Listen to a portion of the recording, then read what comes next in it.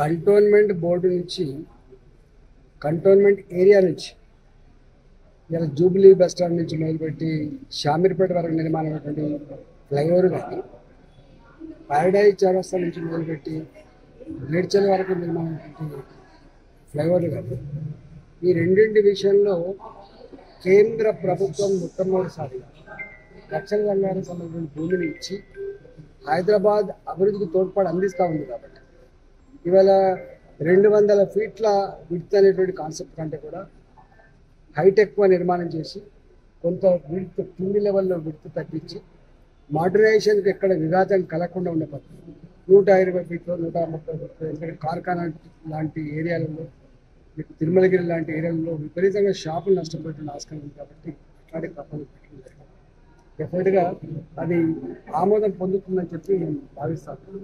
భారతీయ జనతా పార్టీగా మేముగా ఇలా అభివృద్ధిని కాంక్షిస్తూనే ప్రజలకు సంబంధించిన ఇబ్బందులు లేకుండా చూడడం మా ధర్మం. నెంబర్ 2, పేదవాళ్ళు అనేక సంవత్సరాలు ఇల్లు కట్టుకుంటున్నారు కాబట్టి 30 ఏళ్ళుగా 40 ఏళ్ళుగా 50 ఏళ్ళుగా ఉన్నారు కాబట్టి చిన్న 60 గజాలు 70 గజాలు నిర్మాణం చేసుకుంటారు. రాష్ట్ర ప్రభుత్వ పరంగా భూములు కంపెండేట్ చేసి వాటిని అన్నింటినీ రెగ్యులరైజ్ చేయాలనేటువంటి కాన్సెప్ట్ కూడా మేము రేట్ చేయడం జరిగింది.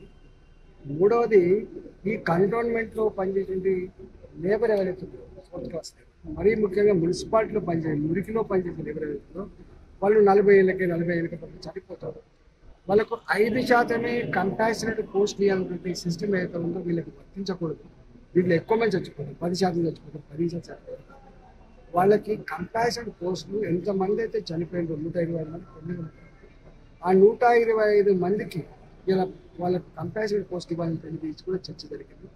నాలుగోది ఏంటంటే మురికి కాలువ నిర్మాణం కావచ్చు, పార్కుల నిర్మాణం కావచ్చు, ఇవాళ అక్కడక్కడ కొంత డీవియేషన్స్ ఉంటాయి, చిన్న చిన్న డీవియేషన్ కావచ్చు. ఇట్లాంటి వాటిలో కొంత నిలువ తీసుకొని ప్రజలకు ఎక్కడ ఇబ్బంది కలగని పద్ధతిలో, మరీ ముఖ్యంగా పేదలకు ఇబ్బంది కలగని పద్ధతిలో కంటోన్మెంట్ బోర్డు ప్రతి విద్య పనిచేయాలని చెప్పుకోండి. అసలైన తొలి వెలుగు. ఫాలో వాట్సాప్ @తొలి వెలుగు official.